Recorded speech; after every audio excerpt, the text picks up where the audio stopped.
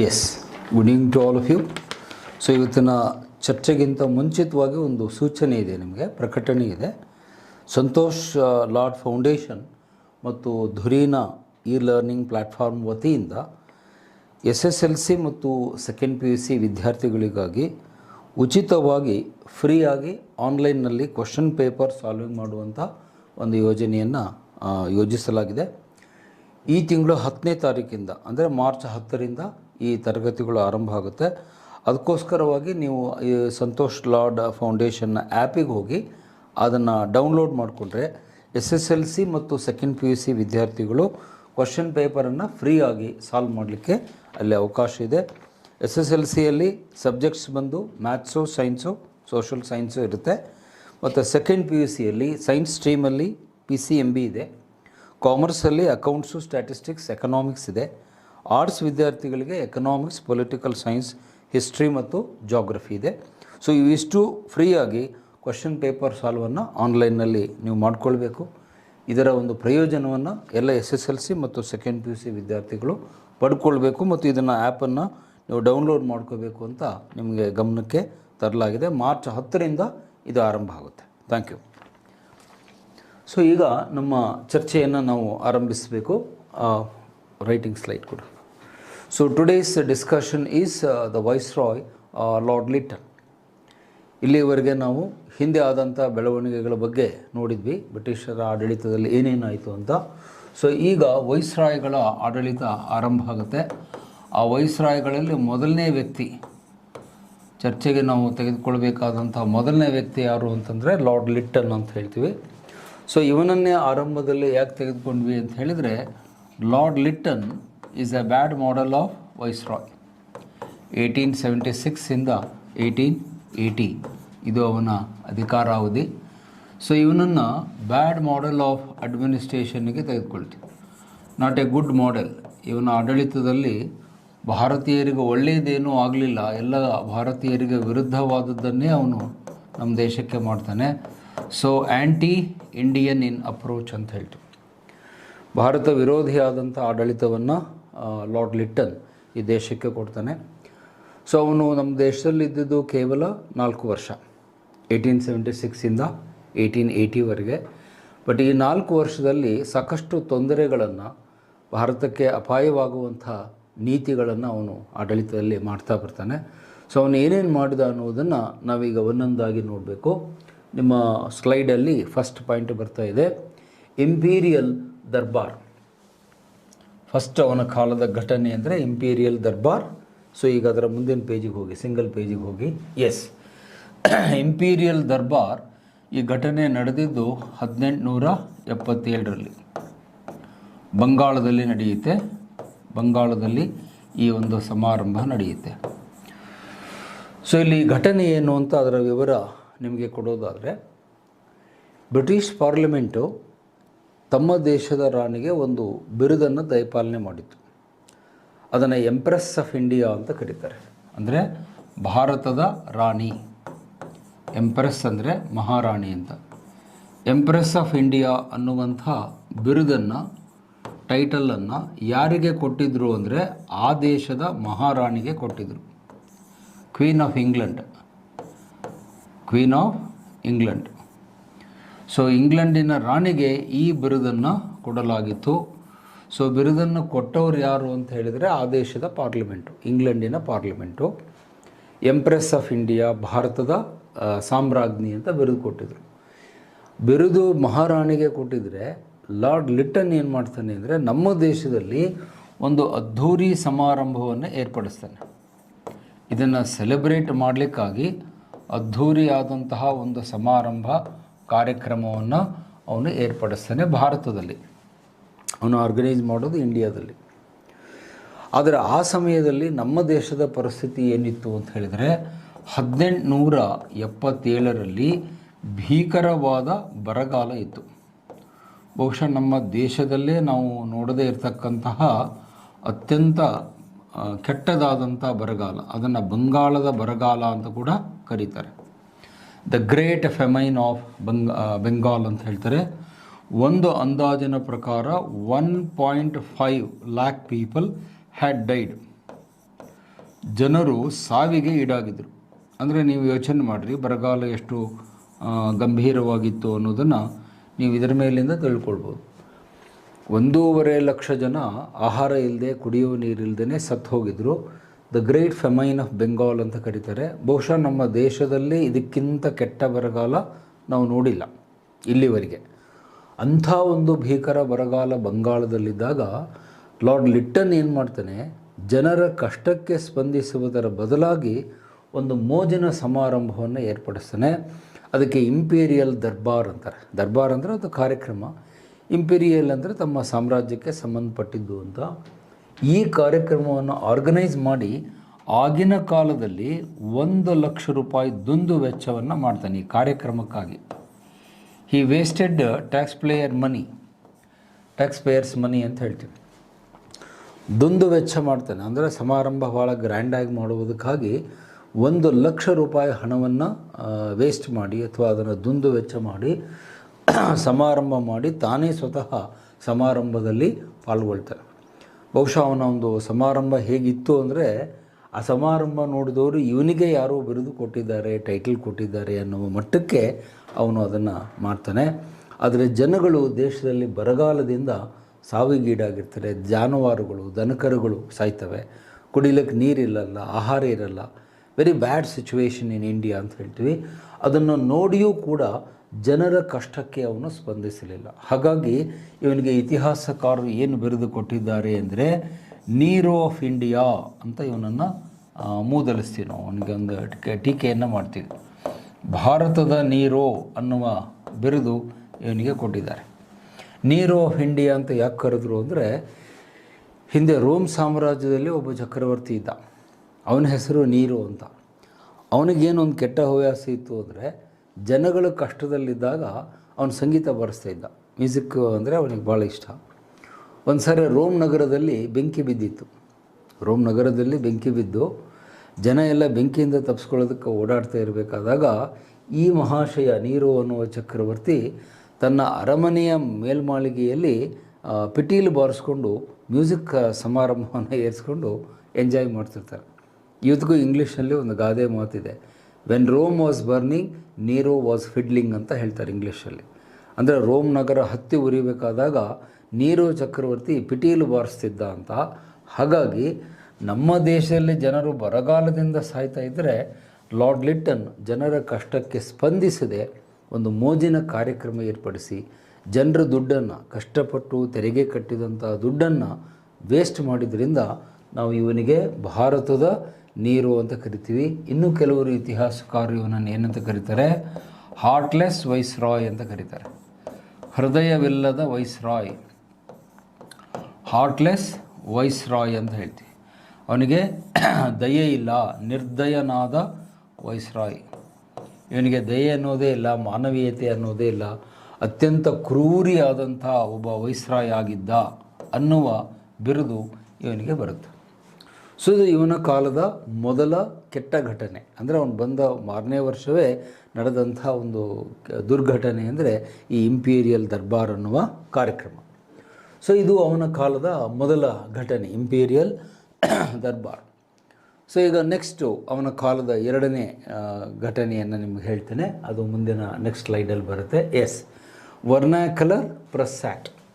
So ಈ ಕಾಯ್ದೆ ಜಾರಿಗೆ ಬಂದಿದ್ದು 1878ರಲ್ಲಿ, 1878ಅಲ್ಲಿ ಈ ಕಾಯ್ದೆ ಜಾರಿಗೆ ಬರುತ್ತೆ. ಇದನ್ನು ಪ್ರಾಂತೀಯ ಪತ್ರಿಕೆ ನಿಷೇಧ ಕಾಯ್ದೆ ಅಂತ ಕನ್ನಡದಲ್ಲಿ ಹೇಳ್ತೀವಿ. ಪ್ರಾಂತೀಯ ಪತ್ರಿಕೆ ನಿಷೇಧ ಕಾಯ್ದೆ ಅಂದರೆ ಪ್ರಾಂತೀಯ ಭಾಷೆಗಳಲ್ಲಿ ಇರುವಂತಹ ಪತ್ರಿಕೆಗಳನ್ನು ತುಳಿಯುವುದು ಇದರ ಉದ್ದೇಶ. ವರ್ನಾಕ್ಯುಲರ್ ಅಂದರೆ ಪ್ರಾಂತೀಯ, ಒಂದೊಂದು ಪ್ರಾಂತೀಯ. ಮಹಾರಾಷ್ಟ್ರದಲ್ಲಿ ಮರಾಠಿ ಪತ್ರಿಕೆ, ಬಂಗಾಳದಲ್ಲಿ ಬಂಗಾಳಿ ಪತ್ರಿಕೆ, ಪಂಜಾಬ್ನಲ್ಲಿ ಪಂಜಾಬಿ ಪತ್ರಿಕೆ, ಈ ಥರ. ಸೊ ವರ್ನಾಕ್ಯುಲರ್ ಅಂದರೆ ರೀಜನಲ್ ಅಂತ ಅರ್ಥ, ಪ್ರಾಂತೀಯ ಪತ್ರಿಕೆಗಳು.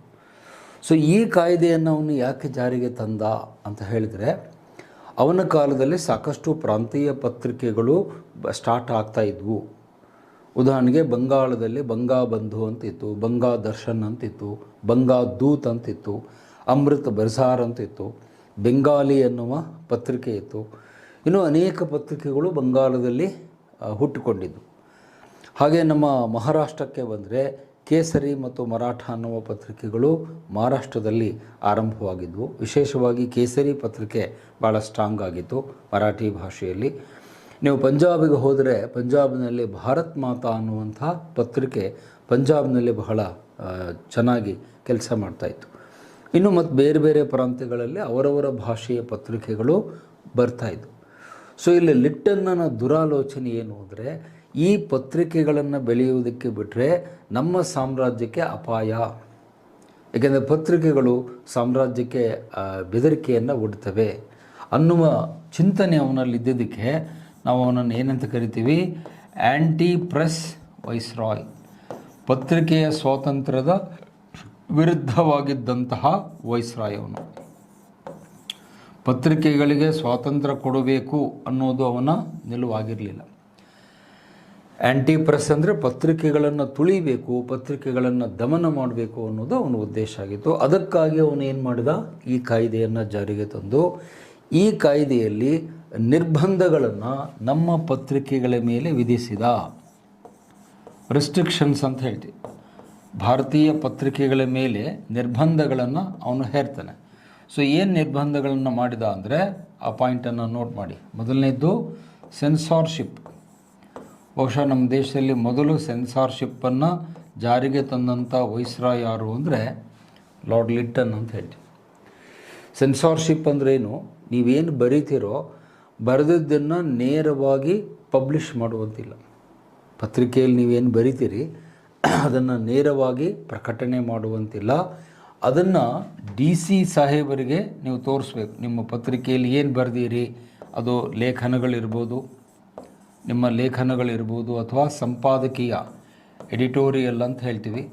ಸೊ ಇವುಗಳನ್ನು DC ಸಾಹೇಬರ ಗಮನಕ್ಕೆ ತರಬೇಕು. ಅವರು ಇದನ್ನು ನೋಡಿ ಓಕೆ ಅಂದರೆ ನೀವು ಪಬ್ಲಿಷ್ ಮಾಡಬೇಕು. ಸಪೋಸ್ ಜಿಲ್ಲಾಧಿಕಾರಿಗಳು ಇಲ್ಲ ಈ ಲೇಖನ ಸರಿ ಇಲ್ಲ, ಸಂಪಾದಕೀಯ ಸರಿ ಇಲ್ಲ ಅಂತ ಹೇಳಿಬಿಟ್ರೆ ಆ ಲೇಖನವನ್ನು ಕಟ್ ಮಾಡಿ ತೆಗಿತಿದ್ರು.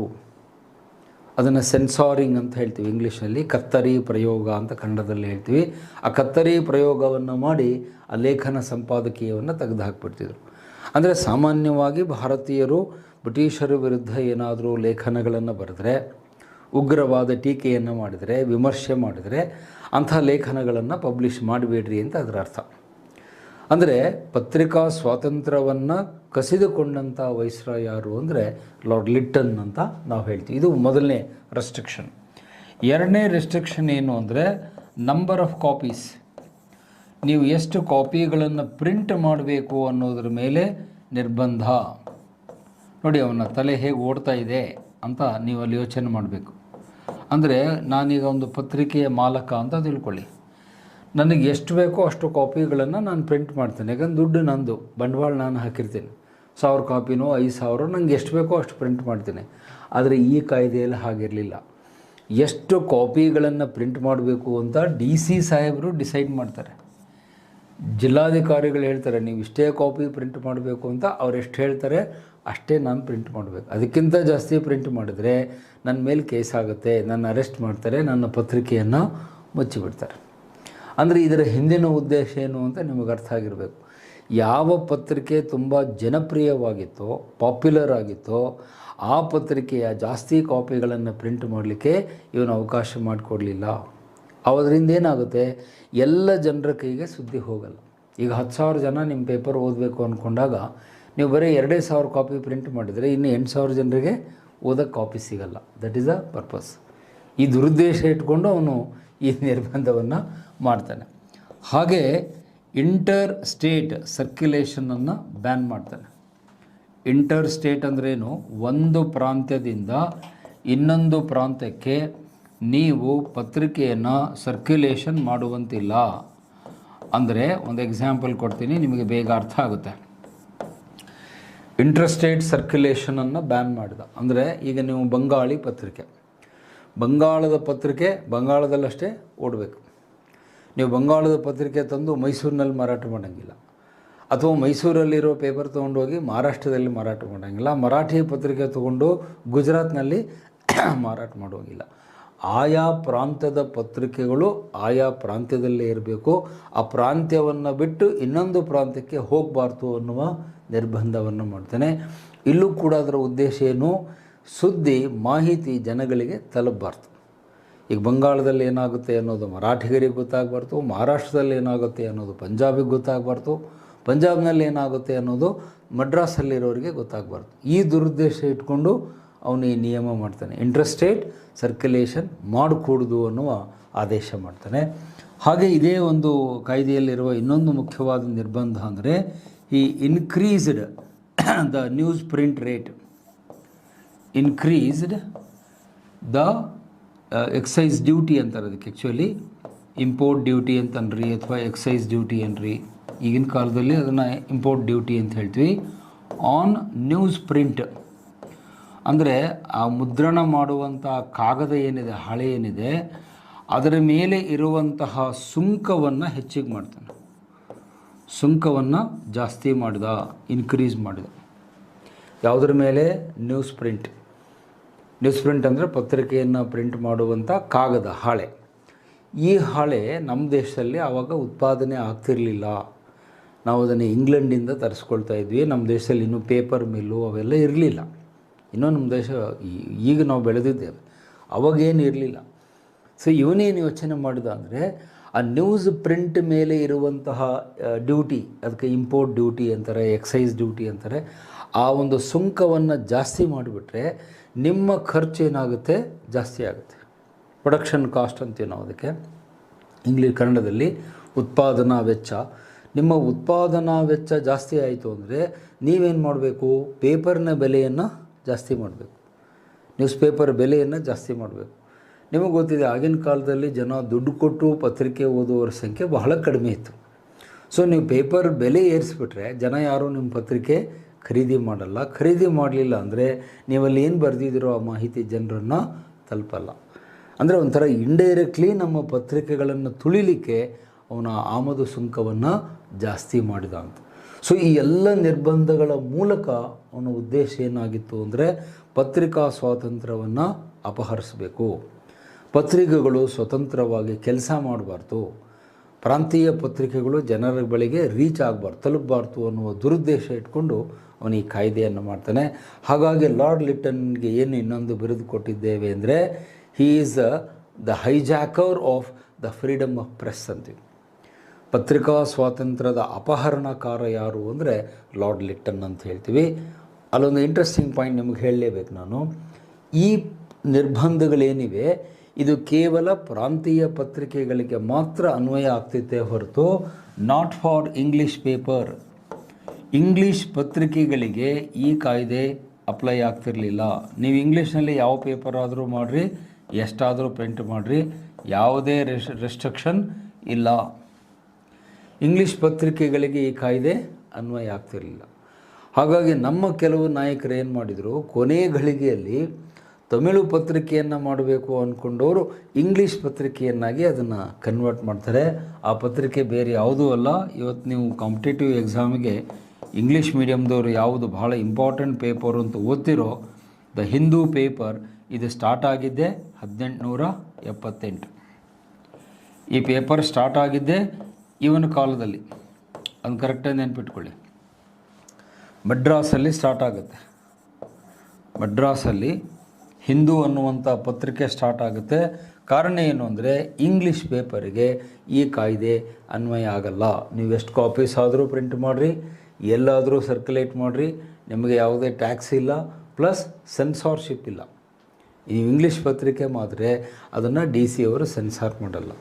ಬಹುಶಃ ನಿಮಗೆ ಕಾಮನ್ ಸೆನ್ಸಿಂದ ಅರ್ಥ ಆಗುತ್ತೆ ಯಾಕೆ ಸೆನ್ಸಾರ್ ಮಾಡಲ್ಲ ಅಂದರೆ ಆ ಪತ್ರಿಕೆ ಇಂಗ್ಲೀಷು, ಆಗಿನ ಕಾಲದಲ್ಲಿ ಇಂಗ್ಲೀಷ್ ಓದೋರ ಸಂಖ್ಯೆನೇ ಕಡಿಮೆ ಇತ್ತು. ಹಾಗಾಗಿ ನೀವು ಅದನ್ನು ಮಾರಿದ್ರೆಷ್ಟು ಬಿಟ್ಟರೆಷ್ಟು. ಆ್ಯಕ್ಚುಲಿ ಈ ಪತ್ರಿಕೆಯನ್ನು ತಮಿಳು ಪತ್ರಿಕೆಯನ್ನಾಗಿ ಮಾಡಬೇಕು ಅಂತ ಹೊರಟಿರ್ತಾರೆ. ಯಾರು? ಜಿ ಸುಬ್ರಹ್ಮಣ್ಯ ಅಯ್ಯರ್. ಈ ಪತ್ರಿಕೆಯನ್ನು ಸ್ಟಾರ್ಟ್ ಮಾಡಿದವರು ಯಾರು ಅಂದರೆ ಜಿ ಸುಬ್ರಹ್ಮಣ್ಯ ಅಯ್ಯರ್. ಅವ್ರ ಹೆಸರನ್ನೇ ಬಿಟ್ಕೊಳ್ಳಿ. ಈ ಪತ್ರಿಕೆಯ ಸಂಸ್ಥಾಪಕರು ಜಿ ಸುಬ್ರಹ್ಮಣ್ಯ ಅಯ್ಯರ್. ಈ ಹಿಂದೂ ಪತ್ರಿಕೆಯನ್ನು ಸ್ಟಾರ್ಟ್ ಮಾಡಿದವರು. ಇವರು ಏನು ಯೋಚನೆ ಮಾಡ್ತಾರೆ ಅಂದರೆ ನಾವು ತಮಿಳು ಪತ್ರಿಕೆಯನ್ನು ಸ್ಟಾರ್ಟ್ ಮಾಡಿದರೆ ನಮಗೆ ಇವೆಲ್ಲ ತೊಂದರೆಗಳು ಬರ್ತವೆ, ಅದು ಬೇಡವೇ ಬೇಡ ಅಂತ ಹೇಳಿ ಇಂಗ್ಲೀಷ್ ಪೇಪರನ್ನು ಸ್ಟಾರ್ಟ್ ಮಾಡ್ತಾರೆ. ನೀವು ಕರೆಕ್ಟಾಗಿ ಪೇಪರ್ ಓದ್ತಾ ಇದ್ದೀರಿ ದಿನಾಲು, ಈಗಲೂ ನೀವು ಅಬ್ಸರ್ವ್ ಮಾಡಿರಿ, ಆ ಹಿಂದೂ ಪತ್ರಿಕೆಯ ಟೈಟಲ್ ಕೆಳಗಡೆ ಪ್ರತಿ ದಿವಸ ಒಂದು ಲೈನ್ ಪ್ರಿಂಟ್ ಮಾಡ್ತಾರೆ. ನೀವು ನೋಡಿದ್ದೀರೋ ಎಲ್ಲೋ ಗೊತ್ತಿಲ್ಲ. India's largest English news paper since 1878 ಅಂತ ಇರುತ್ತೆ. ನೀವಾಗ ನನ್ನ ಕ್ಲಾಸ್ ಮುಗಿದ್ಮೇಲೆ ನೋಡಿರಿ, ಪೇಪರ್ ತೆಗೆದು ನೋಡಿರಿ, ಈಗ ಮತ್ತೆ ಎದ್ದು ಹೋಗ್ಬೇಡ್ರಿ ಪಾಠ ಬಿಟ್ಟು, ಕ್ಲಾಸ್ ಮುಗಿದ್ಮೇಲೆ ನೋಡಿರಿ. ಈಗೂ ದಿನಾಲೂ ಪತ್ರಿಕೆಯಲ್ಲಿ ಪ್ರಿಂಟ್ ಆಗುತ್ತೆ, India's first national news paper since 1878 ಅಂತ ಪ್ರಿಂಟ್ ಆಗುತ್ತೆ. ಈ 1878 ಅಂದಾಗ ನಿಮಗೆ ಯಾರು ನೆನಪಾಗಬೇಕು ಅಂದರೆ ಲಾರ್ಡ್ ಲಿಟ್ಟನ್ ನೆನಪಾಗಬೇಕು. 1878 ಅಂದ್ಕೊಳ್ಳಿ ಲಾರ್ಡ್ ಲಿಟ್ಟನ್ ನೆನಪಿಗೆ ಬರ್ತಾನೆ. ಇವತ್ತಿಗೂ ನೀವು ಹಿಂದೂ ಪೇಪರನ್ನು ಕೈಯಲ್ಲಿ ತೊಗೊಂಡ್ರೆ ನಮಗೆ ಲಾರ್ಡ್ ಲಿಟ್ಟನ್ ನೆನಪಾಗ್ತಾನೆ. ಆ ಇಂಗ್ಲೀಷ್ ಪತ್ರಿಕೆ ಬರಲಿಕ್ಕೆ ಇವನೇ ಕಾರಣ, ಇಲ್ಲದೆ ಹೋದರೆ ಅದು ತಮಿಳು ಪತ್ರಿಕೆಯಾಗಿ ಮಡ್ರಾಸಲ್ಲಿ ಸ್ಟಾರ್ಟ್ ಆಗ್ತಿತ್ತು. ಸೊ ಹಾಗಾಗಿ ಈ ಕಾಯ್ದೆ ಏನನ್ನು ತೋರಿಸ್ಕೊಡುತ್ತೆ ಅಂದರೆ ಅವನ ಪ್ರಜಾಪ್ರಭುತ್ವ ವಿರೋಧಿ ನಿಲುವನ್ನು ತೋರಿಸುತ್ತೆ. ಹಿ ವಾಸ್ ಆ್ಯಂಟಿ ಡೆಮೋಕ್ರೆಟಿಕ್, ಡೆಮೋಕ್ರಸಿಯಲ್ಲಿ ಅವನಿಗೆ ನಂಬಿಕೆ ಇರಲಿಲ್ಲ, ಪತ್ರಿಕೆ ಸ್ವಾತಂತ್ರ್ಯ ಕೊಡುವುದಕ್ಕೆ ಅವನು ಸಿದ್ಧ ಇರಲಿಲ್ಲ. ಮತ್ತು ನಮ್ಮ ಪತ್ರಿಕೆಗಳ ಕಂಡು ಅವನಿಗೆ ಸ್ವಲ್ಪ ಭಯ ಸ್ಟಾರ್ಟ್ ಆಗಿತ್ತು. ಈ ಪತ್ರಿಕೆಗಳು ಬೆಳೆದು ಬಿಟ್ಟರೆ ಬ್ರಿಟಿಷರಿಗೆ ತೊಂದರೆಯಾಗುತ್ತೆ ಅನ್ನುವ ಒಂದು ಭಯ ಅವನ ಮನಸ್ಸಲ್ಲಿತ್ತು.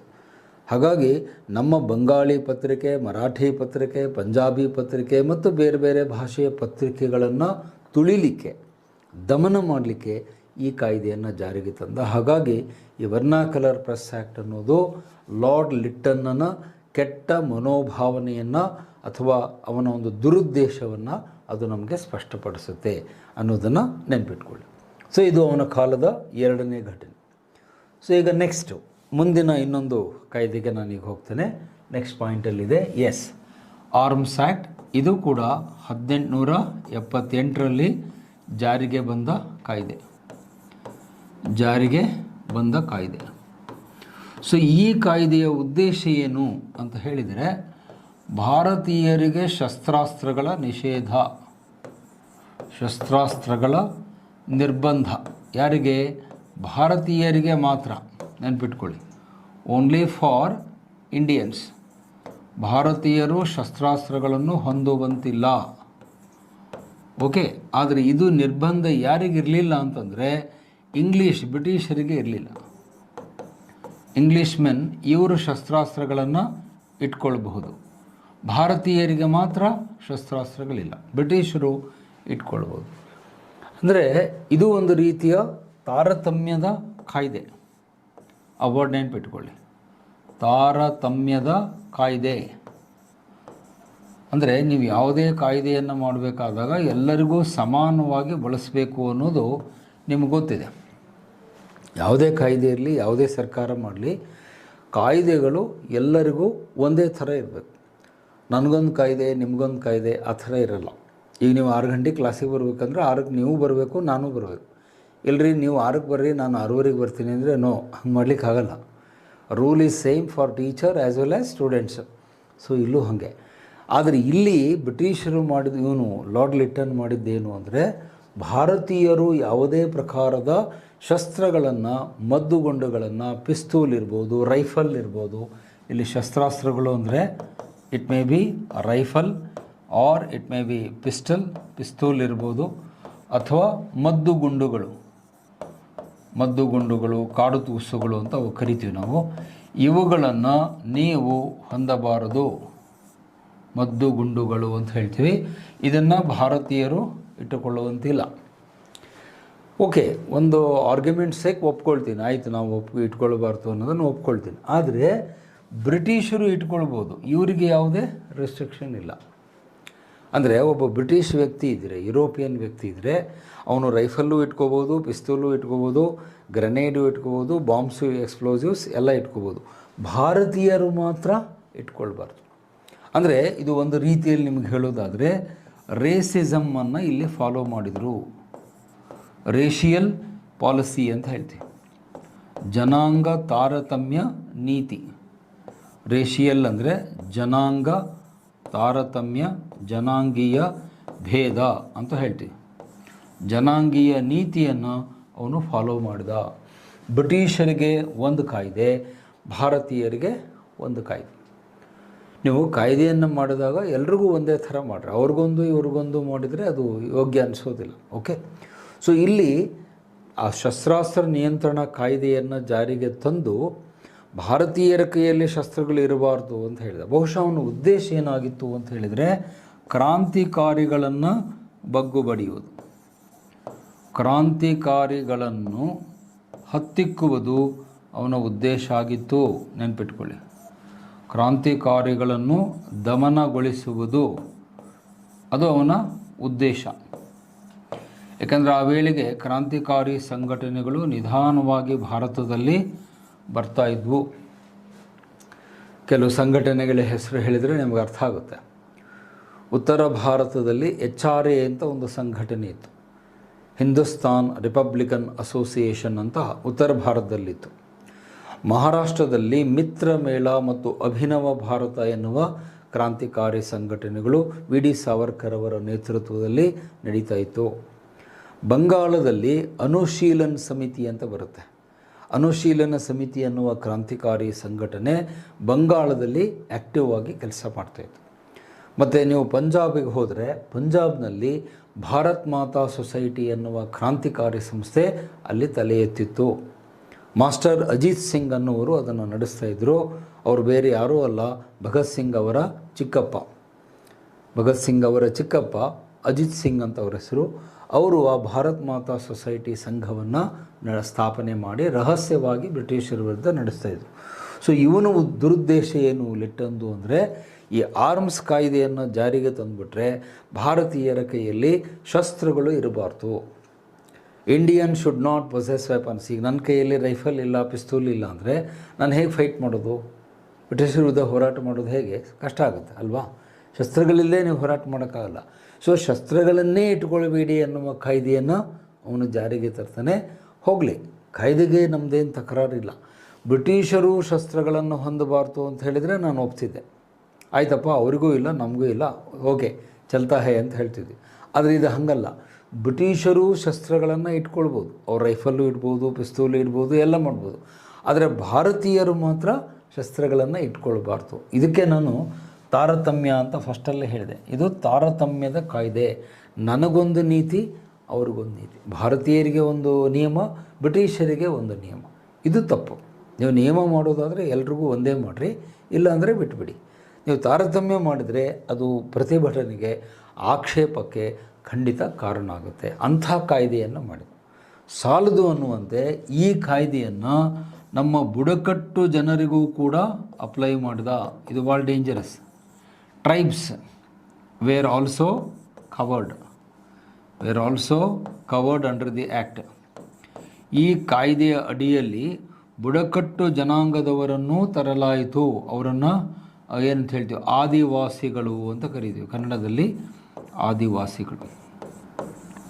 ಆಮೇಲೆ ಗಾಂಧೀಜಿಯವರು ಬಂದ ಮೇಲೆ ಬೇರೆ ಶಬ್ದ ಬಳಸ್ತಾರೆ, ಗಿರಿಜನರು ಅನ್ನೋ ಪದ ಬಳಸ್ತಾರೆ. ಗುಡ್ಡಗಾಡು ಜನರು, ಗಿರಿಜನರು, ಆದಿವಾಸಿಗಳು ಅಂತ ಏನು ಕರಿತೀವಿ, ಇಂಗ್ಲೀಷ್ನಲ್ಲಿ ಟ್ರೈಬ್ಸ್ ಅಂತ ಒಂದೇ ಶಬ್ದ ಬಳಸ್ತೀವಿ. ಈ ಟ್ರೈಬಲ್ ಪೀಪಲ್ ಜನ ಏನಿದ್ರು ಇವರು ಕೂಡ ಶಸ್ತ್ರಗಳನ್ನು ಹಿಡ್ಕೊಳ್ಬಾರ್ದು ಅಂತ ಕಾಯ್ದೆ ಮಾಡ್ತಾರೆ. ನಿಮ್ಗೆ ಗೊತ್ತಿದೆ, ನಮ್ಮ ಈ ಬುಡಕಟ್ಟು ಜನಾಂಗದವರು ಏನು ಶಸ್ತ್ರಗಳು ಅವ್ರ ಕೈಯಲ್ಲಿ ಇರ್ತಿದ್ವು ಅಂದರೆ ಬಿಲ್ಲು ಇರ್ತಿತ್ತು, ಬಾಣ ಇರ್ತಿತ್ತು, ಭರ್ಚಿ ಇರ್ತಿತ್ತು, ಖಡ್ಗ ಇರ್ತಿತ್ತು, ಅಥವಾ ಒಂದು ಹರಿತವಾದ ಚಾಕು ಇರ್ತಿತ್ತು, ಕತ್ತಿ ಇರ್ತಿತ್ತು, ಕೊಡಲಿ ಇರ್ತಿತ್ತು. ಅವರ ಪಾಪ ಗುಡ್ಡಗಾಡು ಪ್ರದೇಶದಲ್ಲಿ ಇರೋದರಿಂದ ಈ ಅಸ್ತ್ರಗಳನ್ನು ಇಟ್ಕೊಂಡು ಓಡಾಡ್ತಿದ್ರು. ಆದರೆ ಈಗ ಲಾರ್ಡ್ ಲಿಟ್ಟನ್ ಏನು ಹೇಳ್ತಾನೆ, ಈ ಬುಡಕಟ್ಟು ಜನಾಂಗದವರು ಕೂಡ ಯಾವುದೇ ಶಸ್ತ್ರಾಸ್ತ್ರಗಳನ್ನ ಇಟ್ಕೊಳ್ಬಾರ್ದು. ಒಂದು ವೇಳೆ ನಿಮ್ಮ ಹತ್ರ ಶಸ್ತ್ರ ಇದ್ದರೆ ಅದನ್ನು ಹತ್ತಿರದ ಪೊಲೀಸ್ ಠಾಣೆಗೆ ಹೋಗಿ ನೀವು ಅದನ್ನು ಸರೆಂಡರ್ ಮಾಡಬೇಕು, ಶರಣಾಗತರಾಗಬೇಕು, ಅವನ್ನೆಲ್ಲ ಸರೆಂಡರ್ ಮಾಡಬೇಕು ಅಂತ ಹೇಳಿದ. ನೋಡಿ, ಇದರಿಂದ ಮುಂದೆ ನಮ್ಮ ದೇಶದಲ್ಲಿ ಏನಾಯಿತು, ಬುಡಕಟ್ಟು ದಂಗೆಗಳು ಆರಂಭವಾಗ್ತವೆ. ಟ್ರೈಬಲ್ ರಿವೋಲ್ಟ್ಸ್. ಆ ಟ್ರೈಬಲ್ ರಿವೋಲ್ಟ್ಸ್ ನಡೆಯುವುದಕ್ಕೆ ಕಾರಣ ಯಾರು ಅಂದರೆ ಲಾರ್ಡ್ ಲಿಟ್ಟನ್.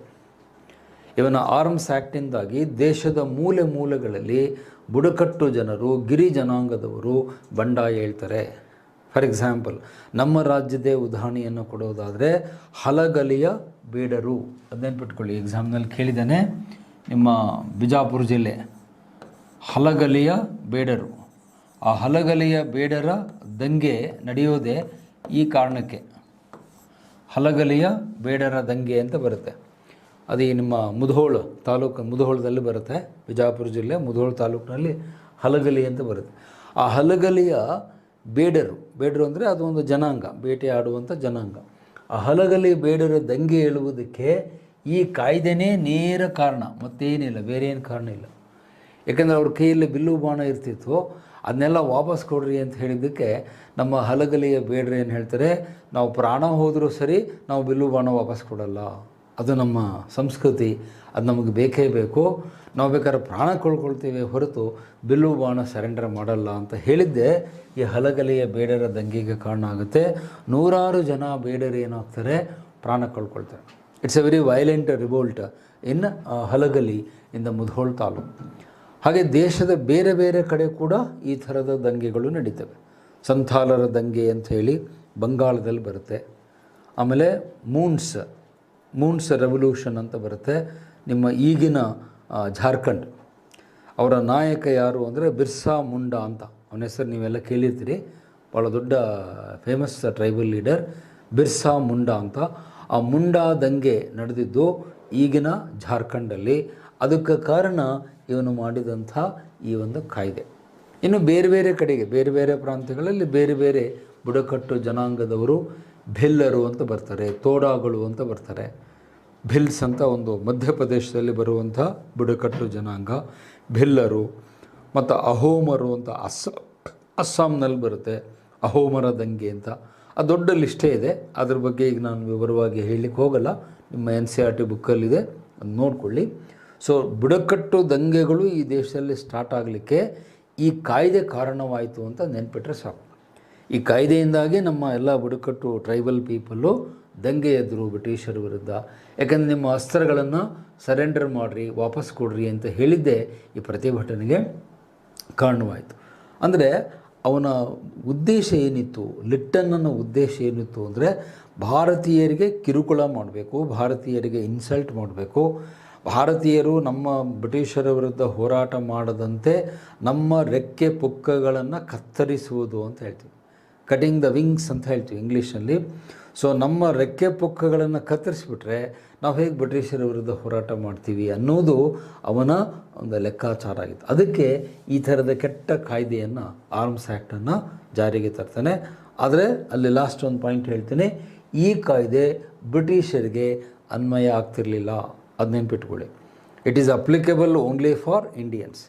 ಭಾರತೀಯರಿಗೆ ಮಾತ್ರ ಈ ರೂಲ್ಸ್ ಇತ್ತೇ ಹೊರತು ಬ್ರಿಟಿಷರಿಗೆ, ಯುರೋಪಿಯನ್ನರು ಅವರು ರಾಜಾರೋಷವಾಗಿ ಕೈಯಲ್ಲಿ ಪಿಸ್ತೂಲೋ ರೈಫಲು ಇಟ್ಕೊಂಡು ಓಡಾಡ್ಬೋದು, ನಾವು ಮಾತ್ರ ತೊಗೊಂಡು ಹೋಗಬಾರ್ದು ಅನ್ನುವ ಕಾಯ್ದೆಯನ್ನು ಇವನು ಜಾರಿಗೆ ತರ್ತಾನೆ. ಸೊ ಇದು ಇವನ ಕಾಲದ ಮೂರನೆಯ ಒಂದು ಕೆಟ್ಟ ನಿರ್ಧಾರ ಅಂತ ಹೇಳ್ತೀವಿ. ದೆನ್ ನೆಕ್ಸ್ಟ್ ಇದಾದಮೇಲೆ ಮುಂದಿನ ಪಾಯಿಂಟಿಗೆ ನಾನು ಹೋಗ್ತೇನೆ.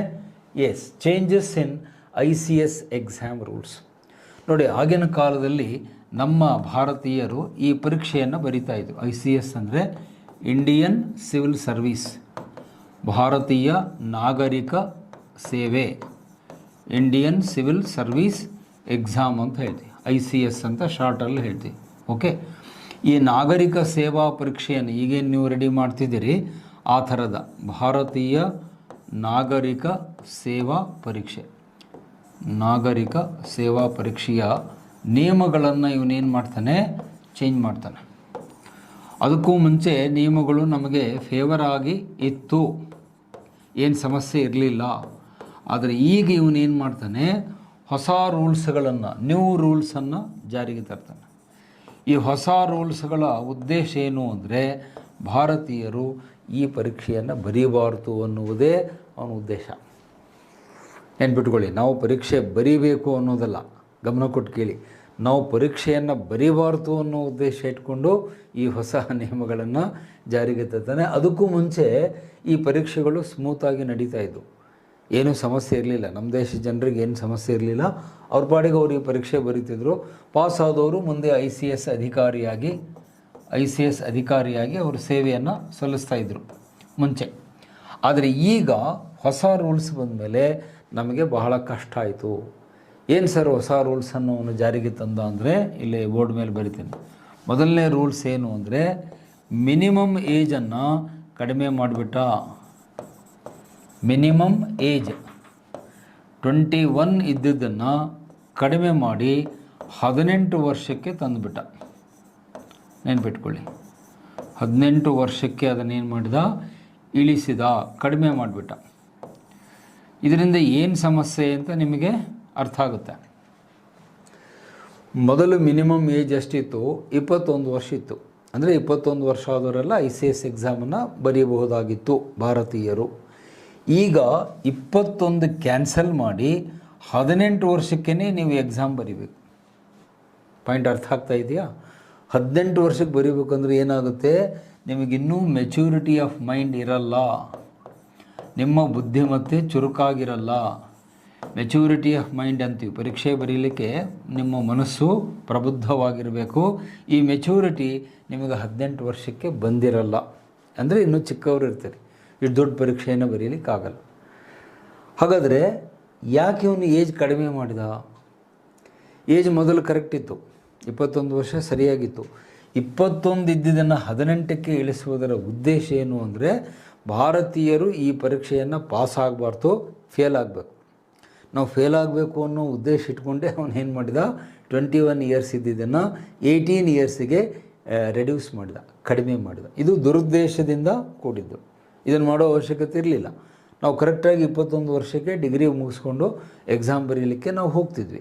ಆದರೆ ಇನ್ಮೇಲೆ ಇಲ್ಲ, 21 ಇಲ್ಲ, 18 ವರ್ಷಕ್ಕೇ ನೀವು ಎಕ್ಸಾಮ್ ಬರೀಬೇಕು ಅನ್ನುವ ಹೊಸ ರೂಲ್ಸನ್ನು ಜಾರಿಗೆ ತರ್ತಾನೆ. ಇದಕ್ಕೆ ನಾವು ವಿರೋಧ ಮಾಡ್ತೀವಿ. ಇದು ಅವಶ್ಯಕತೆ ಇರಲಿಲ್ಲ, ಇಟ್ಸ್ ಟೋಟಲಿ ರಾಂಗ್ ಅಂತ ಹೇಳ್ತೀವಿ. ಇದು ಒಂದು ಹೊಸದಾಗಿ ಅವನು ಇಂಟ್ರಡ್ಯೂಸ್ ಮಾಡಿದ್ದು. ಎರಡನೇದು ಚೇಂಜ್ ಮಾಡಿದ್ದೇನು ಅಂದರೆ exam should be return in England. ಮುಂಚೆ ನಮ್ಮ ಹುಡುಗರು ಪರೀಕ್ಷೆಯನ್ನು ಭಾರತದಲ್ಲೇ ಬರಿತಾ ಇದ್ದರು.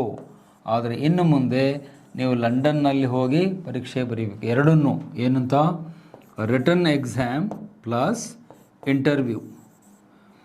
ರಿಟನ್ ಟೆಸ್ಟೂ ಲಂಡನ್ನಲ್ಲೇ ಮಾಡಬೇಕು ಮತ್ತು ಇಂಟರ್ವ್ಯೂ ಅಂದರೆ ಸಂದರ್ಶನ, ಇದನ್ನು ಕೂಡ ನೀವು ಲಂಡನ್ನಿಗೆ ಹೋಗಿಯೇ ಸಂದರ್ಶನವನ್ನು ಕೊಡಬೇಕು. ನೋಡಿ, ಇಲ್ಲೇನು ಸಮಸ್ಯೆ ಆಗುತ್ತೆ, ಏನು ಸರ್ ಲಂಡನ್ಗೆ ಹೋದರೆ ನಮಗೇನು ಪ್ರಾಬ್ಲಮ್ಮು, ಇನ್ನೂ ಒಳ್ಳೇದಾಯ್ತಲ್ಲ. ಬಹುಶಃ ನೀವು ಹುಡುಗರು ಹೆಂಗೆ ಯೋಚನೆ ಮಾಡ್ತೀರಿ ಅಂದರೆ, ಸರ್ ಲಂಡನ್ನಿಗೆ ಹೋಗ್ಲಿಕ್ಕೆ ಒಂದು ಅವಕಾಶ ಸಿಕ್ತು, ಲಂಡನ್ ನೋಡ್ದಂಗೆ ಆಯಿತು ಅಂದರೆ ಒಂಥರ ಜಾಲಿ ಟ್ರಿಪ್ ಅಂತ ತಿಳ್ಕೊಬೇಡ್ರಿ. ಲಂಡನ್ನಿಗೆ ಹೋಗೋದಂದರೆ ಇಲ್ಲ ಸೌದತ್ತಿ ಯಲ್ಲಮ್ಮನ ಗುಡ್ಡಕ್ಕೆ ಜಾತ್ರೆಗೆ ಹೋದಂಗಲ್ಲ. ಲಂಡನ್ನಿಗೆ ಆಗಿನ ಕಾಲದಲ್ಲಿ ಹೋಗಬೇಕು ಅಂದರೆ ನಿಮಗೆ ಸಾವಿರಾರು ರೂಪಾಯಿ ದುಡ್ಡು ಬೇಕಾಗ್ತಿತ್ತು. ಹಣಕಾಸು ಸಮಸ್ಯೆ, ನಮ್ಮಲ್ಲಿ ಭಾಳಷ್ಟು ಜನ ಮಧ್ಯಮ ವರ್ಗದ ವಿದ್ಯಾರ್ಥಿಗಳು ಪರೀಕ್ಷೆ ಬರೀತಿದ್ದರಿಂದ ಹಣಕಾಸು ತೊಂದರೆ ಇತ್ತು. ಎಲ್ಲರೂ ಲಂಡನ್ನಿಗೆ ಹೋಗಿ ಪರೀಕ್ಷೆ ಬರೀಲಿಕ್ಕೆ ಆಗಲ್ಲ, ಅಷ್ಟು ದುಡ್ಡು ಅವ್ರ ಹತ್ರ ಇರಲಿಲ್ಲ. ಒಂದು. ಇನ್ನೊಂದು, ನಮ್ಮ ಧಾರ್ಮಿಕ ನಂಬಿಕೆ ಅದಕ್ಕೆ ಅಡ್ಡ ಬರ್ತಾಯಿತ್ತು. ಧಾರ್ಮಿಕ ನಂಬಿಕೆ ಏನದು? ಧಾರ್ಮಿಕ ನಂಬಿಕೆ ಅಂದರೆ ಅದನ್ನು ಕಾಳಾಪಾನಿ ಅಂತ ಕರೀತಾರೆ. ಯಾರು ಕಾಳಾಪಾನಿ ನೀರನ್ನು ದಾಟಿ ಹೋಗ್ತಾರೋ ಅವರು ಧರ್ಮಭ್ರಷ್ಟರಾಗ್ತಾರೆ. ಕಾಳಾಪಾನಿ ಅಂದರೆ ಕಪ್ಪು ನೀರು ಅಂತ. ಅದು ಆ್ಯಕ್ಚುಲಿ ಹಿಂದಿ ಶಬ್ದ. ಕಾಲ ಅಂದರೆ ಕಪ್ಪು, ಪಾನಿ ಅಂದರೆ ನೀರು. ಕಾಳಾಪಾನಿ ಅಂದರೆ ಬ್ಲ್ಯಾಕ್ ವಾಟರ್ ಅಂತ. ಸೊ ಯಾರು ಹಿಂದೂ ಮಹಾಸಾಗರವನ್ನು ದಾಟಿ ಹೊರಗೆ ಹೋಗ್ತಾರೋ ಅವರು ಧರ್ಮಭ್ರಷ್ಟರಾಗ್ತಾರೆ. ಅವರ ಧರ್ಮದ ಪಾವಿತ್ರ್ಯತೆ ಹಾಳಾಗಿ ಹೋಗುತ್ತೆ. ಯಾಕಂದರೆ ನೀವು ಲಂಡನ್ನಿಗೆ ಹೋದ್ಮೇಲೆ ಅಲ್ಲಿ ಸಂಸ್ಕೃತಿ ಕಲಿತೀರಿ, ಅಲ್ಲಿ ಹೋದ್ಮೇಲೆ ಮಾಂಸ ತಿಂತೀರಿ, ಸಿಗರೇಟ್ ಸೇರ್ತೀರಿ, ಮದ್ಯಪಾನ ಮಾಡ್ತೀರಿ, ಬೇರೆ ದುಶ್ಚಟಗಳನ್ನು ಕಲಿತೀರಿ. ಅವಾಗ ನಿಮ್ಮ ಹಿಂದೂ ಧರ್ಮದ ಪಾವಿತ್ರ್ಯತೆ ಹಾಳಾಗುತ್ತೆ ಅಂತ ಆಗಿನ ಕಾಲದ ಜನರ ನಂಬಿಕೆ. ಬಟ್ ಈಗ ಕಾಲ ಬದಲಾಗಿದೆ. ನೀವು ಇಲ್ಲೇ ಧಾರವಾಡದಲ್ಲೇ ಜುಬಿಲಿ ಸರ್ಕಲಲ್ಲಿ ನಾನ್ ವೆಜ್ ತಿಂತೀವಿ. ನಮ್ಮದು ಈಗಿನ ಕಥೆ ಬೇರೆ, ಈಗಿನ ಬಗ್ಗೆ ನಾನು ಮಾತಾಡೋಲ್ಲ. ಈಗ ನಮ್ಮ ದೇಶದಲ್ಲಿ ಇದ್ಕೊಂಡೇ ಧರ್ಮಭ್ರಷ್ಟರಾಗಿದ್ದಾರೆ. ಬಟ್ ಆಗಿನ ಕಾಲದಲ್ಲಿ ನಾನು ಹೇಳ್ತಿರೋದು, I am talking about Lytton's time, 1880ರ ದಶಕದ ಮಾತಿದು. ಸೊ ಹಾಗಾಗಿ ಯಾರು ಲಂಡನ್ನಿಗೆ ಹೋಗ್ತಾರೋ ಅವರ ಹಿಂದೂ ಧರ್ಮದ ಪಾವಿತ್ರ್ಯತೆ ಹಾಳಾಗುತ್ತೆ ಅನ್ನುವ ನಂಬಿಕೆ ಇತ್ತು. ಪ್ಲಸ್ ಹಣಕಾಸಿನ ತೊಂದರೆ ಇತ್ತು. ಹಡಗಿಗೆ ದುಡ್ಡು ಕೊಟ್ಟು ಹೋಗುವಷ್ಟು ದುಡ್ಡು ನಮ್ಮ ಜನರಲ್ಲಿ ಇರಲಿಲ್ಲ. ಹಾಗಾಗಿ ನೀವು ಲಂಡನ್ನಿಗೆ ಹೋಗಿ ಪರೀಕ್ಷೆ ಬರೀಬೇಕು, ಇಂಟರ್ವ್ಯೂ ಕೊಡಬೇಕು ಅಂತ ಹೇಳಿದ ಕೂಡಲೇ ಆಲ್ಮೋಸ್ಟ್ ಮುಕ್ಕಾಲು ಅಭ್ಯರ್ಥಿಗಳು ಪರೀಕ್ಷೆ ಬರೆಯೋದನ್ನೇ ಬಿಟ್ಬಿಟ್ರು. ಬೇಡ ಬಿಡಿ ಸರ್, ನಮಗೆ ಎಕ್ಸಾಮು ಬರೆಯೋಕ್ಕಾಗಲ್ಲ. ಯಾಕಂದರೆ ಲಂಡನ್ನಿಗೆ ಹೋಗೋಷ್ಟು ನಮ್ಮ ಹತ್ರ ದುಡ್ಡಿಲ್ಲ. ಆಮೇಲೆ ಅಲ್ಲಿ ಹೋದರೆ ನಮ್ಮ ಧರ್ಮದ ಜನ ನಮ್ಮನ್ನು ಧರ್ಮದಲ್ಲಿ ಸೇರಿಸ್ಕೊಳ್ಳಲ್ಲ. ಯಾಕೆ? ನೀವು ಎಕ್ಸಾಮ್ ಪಾಸ್ ಆದರೆ ಒಳ್ಳೆಯದಪ್ಪ, ಆಫೀಸರಾಗಿ ಬರ್ತೀರಿ. ಸಪೋಸ್ ಎಕ್ಸಾಮ್ ಫೇಲ್ ಆಗಿಬಿಟ್ರೆ ಆವಾಗ ನಿಮ್ಮನ್ನು ನಮ್ಮ ಸಮಾಜದವರು ಸೇರಿಸ್ಕೊಳ್ಳಲ್ಲ, ಬ್ರಿಟಿಷರು ನಿಮ್ಮನ್ನು ಸೇರಿಸ್ಕೊಳ್ಳಲ್ಲ. ಆವಾಗ ನಿಮ್ಮ ಪರಿಸ್ಥಿತಿ ಏನಾಗುತ್ತೆ ಅಂದರೆ ಧೋಬಿ ಕಾ ಕುತ್ತ ಅಂತ ಹೇಳ್ತೀವಿ ನಾವು. ಧೋಬಿ ಕಾ ಕುತ್ತ ಅಂದರೆ ಅಗಸನ ನಾಯಿ, ಅದು ಕತ್ತೆ. ಈ ಕಡೆ ಇದನ್ನೂ ಕಾಯಲಿಲ್ಲ, ಮನೇನೂ ಕಾಯಲಿಲ್ಲ, ಅವನ ಬಟ್ಟೆನೂ ಕಾಯಲಿಲ್ಲ ಅಂತ ಧೋಬಿ ಕಾ ಕುತ್ತಾನ ಘರ್ಕಾನ ಘಾಟ್ಕ ಅಂತ ಹೇಳ್ತೀವಿ ಹಿಂದಿಯಲ್ಲಿ. ಆ ಥರ ಆಗ್ಬಿಡುತ್ತೆ ನಿಮ್ಮ ಪರಿಸ್ಥಿತಿ. ನೀವು ಈ ಕಡೆಗೆ ಭಾರತೀಯರಿಗೂ ಬೇಡದವರು ಆಗ್ತೀರಿ, ಬ್ರಿಟಿಷರಿಗೂ ಬೇಡದವರು ಆಗ್ತಾರೆ. ಎರಡೂ ಕಡೆಗೂ ಅನ್ವಾಂಟೆಡ್ ಫೆಲೋ ಅಂತ ಹೇಳ್ತೀವಿ. ಸೊ ಅದಕ್ಕೆ ಈ ಒಂದು ಸಮಸ್ಯೆಯನ್ನು ಯಾಕೆ ಅವನು ಸೃಷ್ಟಿ ಮಾಡಿದ ಅಂದರೆ ಅವನ ಉದ್ದೇಶ ಭಾರತೀಯರು ಪರೀಕ್ಷೆಯನ್ನು ಬರೀಲಿ ಅನ್ನುವುದಲ್ಲ, ಬರೀಬಾರ್ದು ಅನ್ನುವ ಉದ್ದೇಶಕ್ಕೆ ಈ ರೂಲ್ಸ್ ಮಾಡಿದ. ಮತ್ತು ಜೊತೆಗೆ ಇವನು ಬರೋಕ್ಕೆ ಮುಂಚೆ ಈ ರಿಟರ್ನ್ ಟೆಸ್ಟನ್ನು ನಾವೇನು ಮಾಡ್ತಿದ್ವಿ, ನಮ್ಮ ದೇಶದಲ್ಲೇ ಬರಿತಿದ್ವಿ, ಇಂಡಿಯಾದಲ್ಲೇ ಬರಿತಿದ್ವಿ. 3 ಸೆಂಟ್ರ್ಗಳು ಕೂಡ ಇದ್ದವು. ಯಾವ್ಯಾವುದು? ಕಲ್ಕತ್ತಾ, ಬಾಂಬೆ, ಮೆಡ್ರಾಸ್. ಸೊ ಕಲ್ಕತ್ತಾ, ಬಾಂಬೆ, ಮೆಡ್ರಾಸಲ್ಲಿ ಇದ್ದುಕೊಂಡೇ ನಾವು ಪರೀಕ್ಷೆಯನ್ನು ಬರಿತಿದ್ವಿ ಇವನು ಬರೋಕ್ಕೆ ಮುಂಚೆ. ಆದರೆ ಈಗ ಅವನು ಹೇಳ್ದ, ನೋ, ಭಾರತೀಯರು ಎಲ್ಲರೂ ಲಂಡನ್ನಿಗೆ ಬರಬೇಕು, ಅಲ್ಲಿ ಬಂದೇ ಪರೀಕ್ಷೆ ಬರೀಬೇಕು ಅಂತ ಹೇಳಿದ್ರಿಂದ ಭಾರತೀಯ ಯುವಕರಿಗೆ, ವಿಶೇಷವಾಗಿ ಮಧ್ಯಮ ವರ್ಗದ ವಿದ್ಯಾವಂತ ಯುವಕರಿಗೆ ಇದು ಬಹಳ ದೊಡ್ಡ ನಿರಾಶೆ, ಕೊಡಲಿ ಪೆಟ್ಟನ್ನು ಕೊಡ್ತು. ಹಾಗಾಗಿ ನಮ್ಮ ಯುವಕರು ಕೂಡ ಯಾರನ್ನು ವಿರೋಧ ಮಾಡಲಿಕ್ಕೆ ಸ್ಟಾರ್ಟ್ ಮಾಡಿದ್ರು, ಲಾರ್ಡ್ ಲಿಟ್ಟನನ್ನು ಒಂಥರ ದ್ವೇಷ ಮಾಡಲಿಕ್ಕೆ, ಇವನು ಅಂತ ವೈಸ್ರಾಯ್, ಕೆಟ್ಟ ವೈಸ್ರಾಯ್ ಅಂತ ಅವನನ್ನು ಬೈಯುವುದಕ್ಕೆ ನಮ್ಮ ಅಂದಿನ ಕಾಲದ ಯುವಕರು ಅವನು ಬೈಯಲಿಕ್ಕೆ ಸ್ಟಾರ್ಟ್ ಮಾಡಿದರು. ಇದು 2ನೇ ಬದಲಾವಣೆ. ಇನ್ನು 3ನೇ ರೂಲ್ಸ್ ಅವನೇನು ಚೇಂಜ್ ಮಾಡ್ತಾನೆ ಅಂತ ಹೇಳಿದ್ರೆ, ಹೊಸದಾಗಿ 2 ಟೆಸ್ಟನ್ನು ಭಾರತೀಯರಿಗೆ ಇಡ್ತಾನೆ. ಏನದು? ಹಾರ್ಸ್ ರೈಡಿಂಗ್, ಅದು ನೋಟ್ ಮಾಡಿ, ಮತ್ತು ರೈಫಲ್ ಶೂಟಿಂಗ್. ಇದನ್ನು ಕಂಪಲ್ಸರಿ ಮಾಡ್ತಾನೆ. ಭಾರತೀಯ ಅಭ್ಯರ್ಥಿಗಳು ಪಾಸ್ ಆಗಬೇಕು ಅಂತ ಹೇಳಿದರೆ ಇದು ಕಡ್ಡಾಯ, ಇದರಲ್ಲಿ ನೀವು ತೇರ್ಗಡೆಗೊಳ್ಳಲೇಬೇಕು. ಭಾರತೀಯರಿಗೆ ಕಂಪಲ್ಸರಿ ಮಾಡ್ತಾನೆ. ಏನು? ಹಾರ್ಸ್ ರೈಡಿಂಗ್ ಮತ್ತು ರೈಫಲ್ ಶೂಟಿಂಗ್. ನಿಮಗೆ ಗೊತ್ತಿದೆ, ಭಾರತೀಯರಿಗೆ ಹಾರ್ಸ್ ರೈಡಿಂಗ್ ನಮಗೆ ಗೊತ್ತಿರಲಿಲ್ಲ. ಏಕೆಂದರೆ ಅದು ನಮ್ಮ ಸಂಸ್ಕೃತಿಯಲ್ಲಿಲ್ಲ. ನಮಗೆ ಎಮ್ಮೆ ಮೇಲೆ, ಆಕಳದ ಮೇಲೆ ಕೂತ್ಕೊಂಡು ಗೊತ್ತೇ ಹೊರತು ಕುದುರೆ ಮೇಲೆ ಯಾರೋ ದೊಡ್ಡ ಶ್ರೀಮಂತರು, ಅರಸ ಮನೆತನದವರು ಕೂರ್ತಿರಬಹುದು, ಇಲ್ಲ ಅಂತ ಹೇಳಲ್ಲ ನಾನು. ಆದರೆ 90% ಜನರಿಗೆ ಕುದುರೆ ಸವಾರಿ ನಮ್ಮ ದೇಶದ ಜನರಿಗೆ ಗೊತ್ತಿರಲಿಲ್ಲ, ಸಾಮಾನ್ಯ ಜನರಿಗೆ ಗೊತ್ತಿರಲಿಲ್ಲ. ಆದರೆ ಈಗ ಅವನು ಏನು ಮಾಡ್ತಾನೆ, ಹಾರ್ಸ್ ರೈಡಿಂಗ್ ಕಂಪಲ್ಸರಿ. ಯಾರು ಕುದುರೆ ಸವಾರಿಯನ್ನು ಕರೆಕ್ಟಾಗಿ ಮಾಡ್ತಾರೆ ಅವ್ರನ್ನಷ್ಟೇ ಸೆಲೆಕ್ಟ್ ಮಾಡ್ತೀವಿ. ನೀವು ಕುದುರೆ ಸವಾರಿಯಲ್ಲಿ ಫೇಲ್ ಆದರೆ ನಿಮ್ಮನ್ನು ಡಿಸ್ಕ್ವಾಲಿಫೈ ಮಾಡ್ತೀವಿ, ಆಯ್ಕೆ ಮಾಡಲ್ಲ ಅಂತ ಹೇಳ್ದ. ಬರೀ ಇಷ್ಟೇ ಆಗಿದ್ದರೆ ಹೋಗಲಿ ಬಿಡು ಅನ್ಬೋದಾಗಿತ್ತು. ಅವನು ಕೆಟ್ಟ ಬುದ್ಧಿ ಎಷ್ಟಿತ್ತು ಅಂದರೆ, ಭಾರತೀಯರಿಗೋಸ್ಕರವಾಗಿ ಪರ್ಷಿಯಾದ ಯುದ್ಧ ಕುದುರೆಗಳನ್ನು ಅವನು ತರಿಸಿಟ್ಟಿರ್ತಿದ್ದಂತೆ. ಅಂದರೆ ನಿಮಗಿಲ್ಲಿ ರಸ್ತೆಯಲ್ಲಿ ನಿಂತಿರ್ತಾವಲ್ಲ ಸಾದಾ ಕುದುರೆಗಳು, ಜಟ್ಕಾ ಗಾಡಿ ಕುದುರೆಗಳು, ಟಾಂಗಾ ಅಂತ ಹೇಳ್ತೀವಿ ನಾವು ಅದಕ್ಕೆ ನಮ್ಮ ಉತ್ತರ ಕರ್ನಾಟಕದಲ್ಲಿ. ಆ ಟಾಂಗಾ ಕಟ್ಟಿರುವಂಥ ಕುದುರೆ ಅಂಥ ಕುದುರೆ ಅಲ್ಲ, ಅದನ್ನು ಯಾರು ಬೇಕಾದರೂ ಸವಾರಿ ಮಾಡ್ಬೋದು. ಇಲ್ಲಿ ಅವನು ಯುದ್ಧ ಕುದುರೆಗಳನ್ನು ತರಿಸಿದ್ದ ಪರ್ಷಿಯಾ ದೇಶದಿಂದ. ವಾರ್ ಹಾರ್ಸ್ ಅಂತ ಹೇಳ್ತೀವಿ. ಪರ್ಷಿಯಾದಿಂದ ಯುದ್ಧ ಕುದುರೆಯನ್ನು ತರಿಸಿ ಈ ಕುದುರೆಯನ್ನು ನೀವೇನು ಮಾಡಬೇಕು, ರೈಡಿಂಗ್ ಮಾಡಿ. ವಾರ್ ಹಾರ್ಸ್ ಅಂದರೆ ಯುದ್ಧ ಕುದುರೆ, ಭಾಳ ಕಷ್ಟ. ಅವೆಲ್ಲ 7 ಅಡಿ ಎತ್ತರ ಇರ್ತಿದ್ವು. ನಿಮ್ಗೆ ಗೊತ್ತಿದೆ, ಭಾರತೀಯರು ನಮ್ಮ ಹೈಟೇ 5 ಅಡಿ. ನಾವು ಯಾರು ಎತ್ತರ ಇರೋರು ಎಲ್ಲೋ ಒಬ್ಬರು ಇರ್ಬೋದು, ಅಮಿತಾಬ್ ಬಚ್ಚನ್ ಥರ. ನಾವೆಲ್ಲ ಎವರೇಜ್ ಹೈಟು ಇಂಡಿಯನ್ಸ್ ಅಂದರೆ 5 ಫೀಟ್ ಅಷ್ಟೇ ನಾವು. ಅವು ಕುದುರೆ ಎಷ್ಟು ಎತ್ತರ ಇರ್ತಿದ್ವು ಅಂದರೆ 7 ಅಡಿ ಎತ್ತರ ಇರ್ತಿದ್ವು. ಮತ್ತು ಅವು ಅನ್ಟ್ರೈನ್ಡ್ ಹಾರ್ಸ್, ಪಳಗಿದ ಕುದುರೆ ಎಲ್ಲವು, ಭಾಳ ವೈಲ್ಡಾಗಿ ಬಿಹೇವ್ ಮಾಡುವ ಕುದುರೆಗಳು. ಅಂಥ ಯುದ್ಧ ಕುದುರೆ ಮೇಲೆ ಕೂತು ನೀವು ಸವಾರಿ ಮಾಡಬೇಕು ಸಕ್ಸಸ್ಫುಲ್ಲಾಗಿ. ಫೇಲ್ ಆದರೆ ನಿಮ್ಮನ್ನ ICS ಪರೀಕ್ಷೆಗೆ ತಗೊಳ್ಳಲ್ಲ, ಅಧಿಕಾರಿ ಸೆಲೆಕ್ಟ್ ಮಾಡಲ್ಲ ಅಂತ ಹೇಳಿದ. ಸೊ ಇದು ಅನವಶ್ಯಕವಾಗಿ ಕ್ರಿಯೇಟ್ ಮಾಡಿದ ಒಂದು ತೊಂದರೆ. ಇದು ಒಂದು ಕಡೆಗೆ. ಇನ್ನೊಂದು ಕಡೆಗೆ ರೈಫಲ್ ಶೂಟಿಂಗನ್ನು ಕಡ್ಡಾಯ ಮಾಡಿದ. ನೀವು ಹಾರ್ಸ್ ರೈಡಿಂಗ್ನಲ್ಲೂ ಕ್ಲಿಯರ್ ಆಗಬೇಕು, ಪ್ಲಸ್ ಬಂದೂಕನ್ನು ಚಲಾಯಿಸುವುದು, ಅದಕ್ಕೆ ರೈಫಲ್ ಶೂಟಿಂಗ್ ಅಂತ ಹೇಳ್ತೀವಿ. ಬಂದೂಕನ್ನು ಹಿಡಿದು ಸರಿಯಾಗಿ ಟಾರ್ಗೆಟನ್ನು ಶೂಟ್ ಮಾಡಬೇಕು. ನಿಮಗೆ ಗೊತ್ತಿದೆ, ಭಾರತೀಯರಿಗೆ ಈ ರೈಫಲ್ ಶೂಟಿಂಗ್ ಕೂಡ ಗೊತ್ತಿರಲಿಲ್ಲ. ಯಾಕಂದರೆ ಅದು ನಮ್ಮ ಸಂಸ್ಕೃತಿಯಲ್ಲಿಲ್ಲ. ನಾವು ಭಾಳ ಅಂದರೆ ಏನು ಖಡ್ಗ ಬೀಸೋದು, ಇಲ್ಲ ಲಾಠಿ ಬೀಸೋದು, ಭರ್ಚಿ ಎಸೆಯೋದು, ಇಂಥದ್ದು ನಮ್ಮ ಜನರಿಗೆ ಗೊತ್ತಿತ್ತು, ನಮ್ಮ ಸಂಸ್ಕೃತಿ ಅದು. ಆದರೆ ಈಗ ಇವನು ಮಾಡಿದ ರೈಫಲ್ ಶೂಟಿಂಗನ್ನು ಯಾರು ಕರೆಕ್ಟಾಗಿ ಮಾಡ್ತಾರೆ ಅವ್ರನ್ನಷ್ಟೇ ಆಯ್ಕೆ ಮಾಡ್ತೀವಿ. ಯಾರು ರೈಫಲ್ ಶೂಟಿಂಗ್ ಸರಿಯಾಗಿ ಮಾಡಲ್ಲ, they are disqualified, you are not selected for ICS. ಹಾಗಾಗಿ ಈ ಎರಡೂ ಹೊಸ ಪರೀಕ್ಷೆಗಳನ್ನು ಕಡ್ಡಾಯವಾಗಿ ನೆನ್ಪಿಟ್ಕೊಳ್ಳಿ, ವಾಲಂಟರಿ ಅಲ್ಲ, ನೀವು ಪಾಸ್ ಆಗಲೇಬೇಕು. ಇವೆರಡರಲ್ಲಿ ಕ್ವಾಲಿಫೈ ಆಗಲೇಬೇಕು. ಒಂದು ವೇಳೆ ಡಿಸ್ಕ್ವಾಲಿಫೈ ಆದರೆ ನಿಮ್ಮನ್ನು ICS ಅಧಿಕಾರಿ ಹುದ್ದೆಗೆ ಪರಿಗಣಿಸಲ್ಲ ಅಂತ ಹೇಳಿಬಿಟ್ಟ. ಸೊ ಇದರಿಂದ ಬಹಳಷ್ಟು ಜನ ಭಾರತೀಯ ಅಭ್ಯರ್ಥಿಗಳಿಗೆ ನಿರಾಶೆಯಾಯಿತು. ಅವರು ಎಕ್ಸಾಮ್ ಪಾಸ್ ಆಗಿದ್ದರೂ ಕೂಡ, ಒಳ್ಳೆಯ ಮಾರ್ಕ್ಸ್ ತೊಗೊಂಡಿದ್ದರೂ ಕೂಡ ಹಾರ್ಸ್ ರೈಡಿಂಗ್ನಲ್ಲಿ ಮತ್ತು ರೈಫಲ್ ಶೂಟಿಂಗ್ನಲ್ಲಿ ಡಿಸ್ಕ್ವಾಲಿಫೈ ಆಗಿದ್ದಕ್ಕೆ ನೀವು ಸೆಲೆಕ್ಟ್ ಆಗಿಲ್ಲ ಅಂಥೇಳಿ ಅವರನ್ನು ಲಂಡನ್ನಿಂದ ವಾಪಸ್ ಕಳಿಸ್ಬಿಡ್ತಿದ್ದ. ಸೊ ಹಾಗಾಗಿ ಇವನು ಮಾಡಿದಂಥ ಈ ಎಲ್ಲ ಹೊಸ ನಿಯಮಗಳು, ನ್ಯೂ ರೂಲ್ಸ್ ಏನಿವೆ, ಇದರ ಒಟ್ಟು ಉದ್ದೇಶ ಏನು ಅಂದರೆ ಆ್ಯಂಟಿ ಇಂಡಿಯನ್, ಭಾರತೀಯರು ಅಧಿಕಾರಿಗಳಾಗಬಾರ್ದು ಅನ್ನೋದೇ ಅವನ ಉದ್ದೇಶ. ಅದು ನೆನಪಿಟ್ಕೊಳ್ಳಿ. ಆ್ಯಂಟಿ ಇಂಡಿಯನ್ ಅಂದರೆ ಭಾರತ ವಿರೋಧಿ ನಿಯಮಗಳನ್ನು ಮಾಡಿ ಭಾರತೀಯ ಯುವಕರು ಆಫೀಸರ್ ಆಗಬಾರ್ದು ಅನ್ನುವ ಕೆಟ್ಟ ಉದ್ದೇಶ ಇಟ್ಕೊಂಡೇ ಈ ಎಲ್ಲ ನಿಯಮಗಳನ್ನು ಮಾಡ್ತಾನೆ. ಹಾಗಾಗಿ ನಮ್ಮ ಯುವಕರು ಕೂಡ ಲಾರ್ಡ್ ಲಿಟ್ಟನ್ನಿಗೆ ಹಿಡೀ ಶಾಪ ಹಾಕಿದರು ಅಂತ ಹೇಳ್ತೀವಿ. They cursed the Indian educated youth cursed lord Lytton ಅಂತ ಬರೀತಾರೆ ಪುಸ್ತಕದಲ್ಲಿ. ಅಂದರೆ ಹಿಡೀ ಶಾಪ ಹಾಕಿದರು. ಏನಪ್ಪ, ಎಂಥ ಕೆಟ್ಟ ವೈಸ್ರಾಯ್ ಬಂದ. ನಿಮ್ಮ ವಿದ್ಯಾರ್ಥಿಗಳ ಭಾಷೆಯಲ್ಲಿ ಹೇಳೋದಾದರೆ ಗೋಳು ಹೊಯ್ಕೊಂಡ ಅಂತ ಹೇಳ್ತಾರೆ. ಏನು ಸರ್ ಭಾರಿ ಗೋಳು ಹೊಯ್ಕೋತಾರೆ ಅಂತ ಹೇಳ್ತಿರಲ್ಲ, ಆ ಗೋಳು ಹೊಯ್ಕೊಳ್ಳೋ ಕೆಲಸ ಯಾರು ಮಾಡಿದರು ಅಂದರೆ ಲಾರ್ಡ್ ಲಿಟ್ಟನ್ ಮಾಡಿದ. ಸೊ ನನ್ನ ಪ್ರಕಾರ ಇದು ಅವಶ್ಯಕತೆ ಇರಲಿಲ್ಲ, ಇದನ್ನು ಮಾಡುವ ಅಗತ್ಯ ಇರಲಿಲ್ಲ. ಮೊದಲು ಹೇಗಿತ್ತೋ ಅದೇ ಥರ ಪರೀಕ್ಷೆ ನಡೆಸಿದರೆ ಏನು ಸಮಸ್ಯೆ ಇರಲಿಲ್ಲ.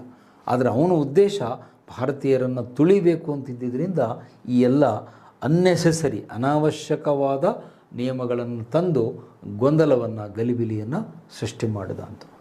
ಇನ್ನು ಅವನ ಕಾಲದ ಕೊನೆಯ ಘಟನೆ ಇನ್ನೊಂದು ಪಾಯಿಂಟ್ ಇದೆ, ಅದನ್ನು ಹೇಳ್ತೇನೆ. ನೆಕ್ಸ್ಟ್ ಲಾಸ್ಟ್ ಪಾಯಿಂಟ್ ಅದು starting of Anglo Mohammedan Oriental College in Aligarh in 1879. ಈ ಕಾಲೇಜ್ ಯಾವಾಗ ಸ್ಟಾರ್ಟ್ ಆಗುತ್ತೆ ಅಂದರೆ 1879ರಲ್ಲಿ ಈ ಕಾಲೇಜು ಆರಂಭ ಆಗುತ್ತೆ. ಇದನ್ನು ಜನಪ್ರಿಯವಾಗಿ ಏನಂತ ಕರೀತಾರೆ ಅಂದರೆ ಅಲಿಘಡ್ ಶಾಲೆ ಅಂತ ಕರೀತಾರೆ. ಅಲಿಘಡ್ ಅಥವಾ ಅಲಿಘರ್ ಕಾಲೇಜ್ ಅಂತ ಹೇಳ್ತೀವಿ. ಜನಪ್ರಿಯವಾಗಿ ಅದನ್ನು ಅಲಿಘಡ್ ಕಾಲೇಜ್ ಅಂತ ಕರೀತಾರೆ. ಈ ಕಾಲೇಜನ್ನು 1879ರಲ್ಲಿ ಸ್ಟಾರ್ಟ್ ಮಾಡ್ತಾನೆ, ಇವನೇ ಆರಂಭ ಮಾಡ್ತಾನೆ. ಮತ್ತು ಆಗಿನ ಕಾಲದಲ್ಲಿ ಈ ಕಾಲೇಜಿಗೆ 1,00,000 ರೂಪಾಯಿಗಳ ಅನುದಾನ ಕೊಡ್ತಾನೆ. ಇದು ಭಾಳ ಇಂಪಾರ್ಟೆಂಟ್ ಪಾಯಿಂಟು. ಅನುದಾನವನ್ನು ಸ್ಯಾಂಕ್ಷನ್ ಮಾಡ್ತಾನೆ, 1,00,000 ರೂಪಾಯಿ ಗ್ರ್ಯಾಂಟನ್ನು ಕೊಡ್ತಾನೆ.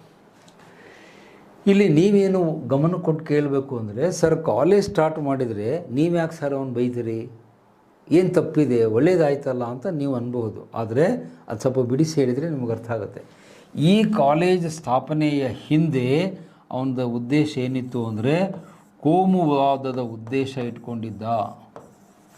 ಕೋಮುವಾದದ ದುರುದ್ದೇಶ ಇಟ್ಟುಕೊಂಡು ಅವನದನ್ನು ಸ್ಟಾರ್ಟ್ ಮಾಡಿದ. ಏನದು ಕೋಮುವಾದದ ದುರುದ್ದೇಶ ಅಂತಂದರೆ, ಮುಸ್ಲಿಮರು ಬ್ರಿಟಿಷರ ಕಡೆಗೆ ಬರಬೇಕು, ಮುಸ್ಲಿಮರು ಬ್ರಿಟಿಷರ ಪರವಾಗಿ ಸಪೋರ್ಟ್ ಮಾಡಬೇಕು ಅನ್ನೋದು ಅವನ ಉದ್ದೇಶ. ಬ್ರಿಟಿಷರಿಗೆ ಬೆಂಬಲ ಕೊಡಬೇಕು. ಈ ಉದ್ದೇಶ, ದುರುದ್ದೇಶ ಇಟ್ಕೊಂಡು ಅವನು ಸ್ಟಾರ್ಟ್ ಮಾಡಿದ್ದು. ಅಂದರೆ ಕಮ್ಯೂನಲ್ ಇಂಟೆನ್ಷನ್ ಅಂತೀವಿ ಅದಕ್ಕೆ ಇಂಗ್ಲೀಷ್ನಲ್ಲಿ. ಕಮ್ಯೂನಲ್ ಇಂಟೆನ್ಷನ್, ಇಂಟೆನ್ಷನ್ ಅಂದರೆ ಉದ್ದೇಶ. ಕೋಮು ಉದ್ದೇಶವನ್ನು ಇಟ್ಟುಕೊಂಡು ಅವನು ಈ ಕಾಲೇಜನ್ನು ಸ್ಟಾರ್ಟ್ ಮಾಡಿದ. ಅವನು ಸದುದ್ದೇಶ ಇಟ್ಕೊಂಡು ಕಾಲೇಜ್ ಸ್ಟಾರ್ಟ್ ಮಾಡಿದರೆ ನಮ್ಮದೇನು ತಕರಾರಿಲ್ಲ, ಇನ್ನೂ 100 ಕಾಲೇಜ್ ಮಾಡ್ಕೊಳ್ಳಪ್ಪ ಅಂತ ಹೇಳ್ತಿದ್ದೆ. ಆದರೆ ಅವನು ಈ ಕಾಲೇಜನ್ನು ಸ್ಟಾರ್ಟ್ ಮಾಡಿದ್ದು ಯಾಕೆ ಅಂದರೆ ಹಿಂದೂ ಮುಸ್ಲಿಮರಲ್ಲಿ ಜಗಳ ಹಚ್ಚಬೇಕು, ಹಿಂದೂ ಮುಸ್ಲಿಂ ಪ್ರತ್ಯೇಕತೆಯನ್ನು ಸ್ಟಾರ್ಟ್ ಮಾಡಬೇಕು. ಹಿಂದೂ ಮುಸ್ಲಿಂ ಪ್ರತ್ಯೇಕತೆ, ಸೊ ಅವ್ರು ಬೇರೆ ಇವ್ರು ಬೇರೆ ಅನ್ನೋದನ್ನು ನಮ್ಮ ತಲೆಯಲ್ಲಿ ಬಿತ್ತಬೇಕಾಗಿತ್ತು. ಹಿಂದೂ ವರ್ಸಸ್ ಮುಸ್ಲಿಂ ಪ್ರತ್ಯೇಕತೆಯನ್ನು ಮಾಡಿ ನಮ್ಮಲ್ಲಿ ಕೋಮು ಭಾವನೆಯನ್ನು ಪ್ರಚೋದಿಸುವುದು ಅವನ ಉದ್ದೇಶ. ಕೋಮುವಾದಕ್ಕೆ ಪ್ರಚೋದನೆ ಅಂತ ಹೇಳ್ತೀವಿ. ಆ ಕೋಮು ಭಾವನೆಗಳನ್ನು ಪ್ರಚೋದನೆ ಮಾಡುವುದು ಅವನ ಉದ್ದೇಶ. ಅದಕ್ಕೆ ಅವನು ಈ ಕಾಲೇಜನ್ನು ಸ್ಟಾರ್ಟ್ ಮಾಡಿದ. ಮತ್ತು ಆಗಿನ ಕಾಲದಲ್ಲಿ ಒಬ್ಬ ಒಳ್ಳೆಯ ಮುಸ್ಲಿಂ ಮುಖಂಡರಿದ್ದರು, ಎಲ್ಲಿ ಅಲಿಗಢದಲ್ಲಿ. ಅವ್ರ ಹೆಸರು ನಿಮಗೆಲ್ಲ ಬಹುಶಃ ಗೊತ್ತಿರುತ್ತೆ, ಸರ್ ಸೈಯದ್ ಅಹಮದ್ ಖಾನ್ ಅಂತ. ಅವರು ಒಳ್ಳೆಯ ನಾಯಕರು, ಅವ್ರ ಬಗ್ಗೆ ನಾನು ಕ್ರಿಟಿಸಿಸನ್ ಮಾಡಲ್ಲ. ಸೈಯದ್ ಅಹಮದ್ ಖಾನ್ ಪ್ರಗತಿಪರ ಮುಸ್ಲಿಂ ಮುಖಂಡರು ಇದ್ದರು ಆಗಿನ ಕಾಲದಲ್ಲಿ. ಅವರು ಈ ಮುಸ್ಲಿಮರಿಗೆ ಶಿಕ್ಷಣ ಕೊಡಬೇಕು ಅನ್ನೋದು ಅವರ ಬೇಡಿಕೆ ಇತ್ತು. ಅವರು ಶಿಕ್ಷಣ ಪ್ರೇಮಿನಿ ಕೂಡ ಆಗಿದ್ದರು. ಈ was a great lover of education, sir Syed Ahmad Khan ಅಂತ. ಅವರು ಹೇಳ್ತಾರೆ, ನಮ್ಮ ಮುಸ್ಲಿಮರಿಗೆ ಶಿಕ್ಷಣ ಕೊಡಲಿಕ್ಕೆ ನಮಗೆ ಒಂದು ಸಂಸ್ಥೆಯನ್ನು ಕಟ್ಟಿಕೊಡಿ, ನಾವು ಒಂದು ಕಾಲೇಜ್ ಮಾಡಬೇಕು ಅಂತ ಹೇಳಿದಾಗ ಇವನು 1,00,000 ರೂಪಾಯಿ ಗ್ರ್ಯಾಂಟನ್ನು ಸ್ಯಾಂಕ್ಷನ್ ಮಾಡ್ತಾನೆ. ನೀವೇನು ಕಾಳಜಿ ಮಾಡಬೇಡ್ರಿ, 1,00,000 ರೂಪಾಯಿ ಗ್ರ್ಯಾಂಟ್ ಕೊಡ್ತೇನೆ, ದೊಡ್ಡ ಕಾಲೇಜ್ ಕಟ್ಟ್ರಿ ಅಂತ ಹೇಳ್ತಾನೆ. ಕಾಲೇಜ್ ಕಟ್ಟಲಿಕ್ಕೆ ನಮ್ಮದೇನು ತಕರಾರಿಲ್ಲ, ಒಳ್ಳೆ ಕೆಲಸ ಮಾಡಿರಿ. ಆದರೆ ಆ ಕಾಲೇಜ್ ಕಟ್ಟುವುದರ ಮೂಲಕ ಅವನ ಮನಸ್ಸಲ್ಲಿ ಏನು ಇಟ್ಕೊಂಡಿದ್ದ ಅಂದರೆ ಕೋಮುವಾದವನ್ನು ಈ ದೇಶದಲ್ಲಿ ಬೆಳೆಸಬೇಕು.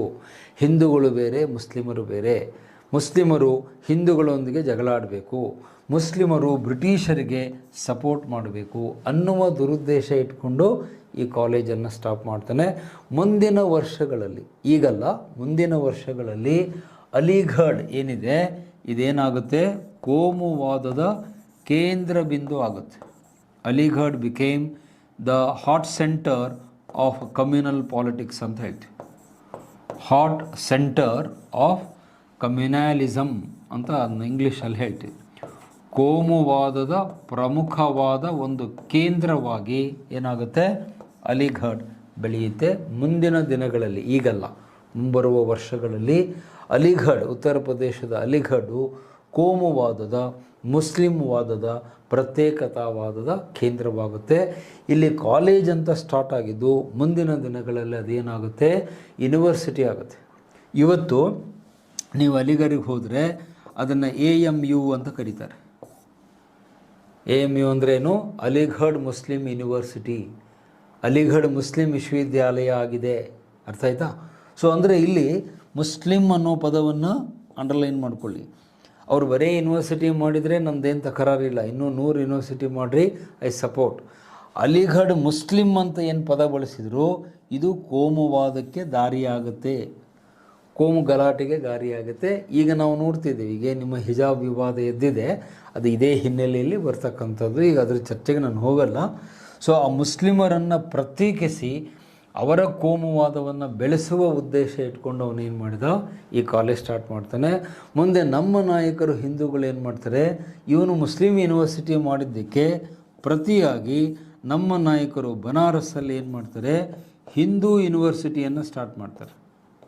ಅದನ್ನು ಬನಾರಸ್ ಹಿಂದೂ ಯೂನಿವರ್ಸಿಟಿ ಅಂತ ಹೇಳ್ತೀವಿ. ಅದನ್ನು ಸ್ಟಾರ್ಟ್ ಮಾಡಿದವರು ಯಾರು, ಮದನ್ ಮೋಹನ್ ಮಾಳವೀಯ. ಪಂಡಿತ್ ಮದನ್ ಮೋಹನ್ ಮಾಳವೀಯ ಅನ್ನುವರು ಹಿಂದೂ ಯೂನಿವರ್ಸಿಟಿಯನ್ನು ಬನಾರಸ್ನಲ್ಲಿ ಸ್ಟಾರ್ಟ್ ಮಾಡ್ತಾರೆ. ಅಲ್ಲಿ ಹಿಂದೂ ಅನ್ನೋ ವರ್ಡನ್ನು ಅಂಡರ್ಲೈನ್ ಮಾಡಿ, ಇದು ಹಿಂದೂ ಅನ್ನೋ ವರ್ಡನ್ನು ಅಂಡರ್ಲೈನ್ ಮಾಡಿ ಬನಾರಸ್ ಹಿಂದೂ ಯೂನಿವರ್ಸಿಟಿ ಅಂತ ಕರೀತಾರೆ. ಅಂದರೆ ನೋಡಿ, ಇಲ್ಲಿ ಗಮನ ಕೊಟ್ಟು ಕೇಳಿದರೆ ಅರ್ಥ ಆಗುತ್ತೆ. ಇದು ಮುಸ್ಲಿಂ ಯೂನಿವರ್ಸಿಟಿ, ಇದು ಹಿಂದೂ ಯೂನಿವರ್ಸಿಟಿ.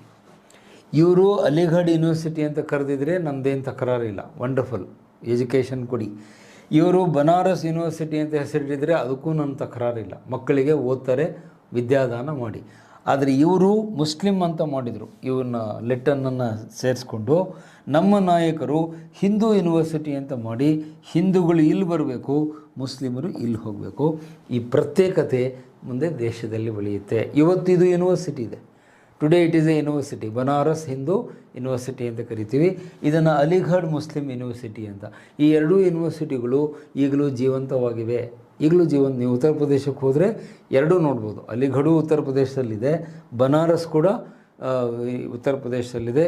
ನಮ್ಮ ಪ್ರಧಾನಮಂತ್ರಿ ಮೋದಿಜಿಯವರು ಇಲ್ಲಿಂದನೇ MP ಆಗಿ ಆರಿಸಿರೋದು, ನಿಮಗೆ ಗೊತ್ತಿದೆ. ಕರೆಂಟ್ ಅಫೇರ್ಸಲ್ಲೇ ಅವರ ಮತಕ್ಷೇತ್ರ ಯಾವುದು ಅಂದರೆ ಬನಾರಸ್ಸು, ಅಲ್ಲಿಂದ MP ಆಗಿ ಎಲೆಕ್ಟ್ ಆಗಿದ್ದಾರೆ ನಮ್ಮ ಮೋದಿಯವರು, ದೇಶದ ಪ್ರಧಾನಮಂತ್ರಿಗಳು. ಅಂದರೆ ಇದನ್ನ ಯಾಕೆ ಇಲ್ಲಿ ಇಂಟ್ರಡಕ್ಷನ್ ಕೊಡ್ತಿದ್ದೀನಿ ನಿಮಗೆ ಅಂದರೆ, ಅವನು ಬರೀ ಕಾಲೇಜನ್ನು ಸ್ಟಾರ್ಟ್ ಮಾಡಿದರೆ, ಆಂಗ್ಲೋ ಅಂದರೆ ಬ್ರಿಟಿಷ್, ಮೊಹಮ್ಮಡನ್ ಅಂದರೆ ಮುಸ್ಲಿಂ, ಓರಿಯೆಂಟಲ್ ಕಾಲೇಜ್, ಓರಿಯೆಂಟಲ್ ಅಂದರೆ ಪೂರ್ವದಲ್ಲಿರುವ ಅಂತ ಅರ್ಥ. ಮತ್ತು ಅಲ್ಲಿಂದ ಕನ್ಫ್ಯೂಸ್ ಮಾಡ್ಕೋಬೇಡಿ, ಓರಿಯೆಂಟಲ್ ಅಂದರೆ ಈಸ್ಟ್, ಪೂರ್ವದಲ್ಲಿರುವ ಅಂತ ಅರ್ಥ. ಓರಿಯೆಂಟಲ್ ಅಂದರೆ ಈಸ್ಟ್ ಅಂತ ಅರ್ಥ, ಪೂರ್ವದಲ್ಲಿರುವ ಒಂದು ಕಾಲೇಜು ಅಂತ ಅರ್ಥ.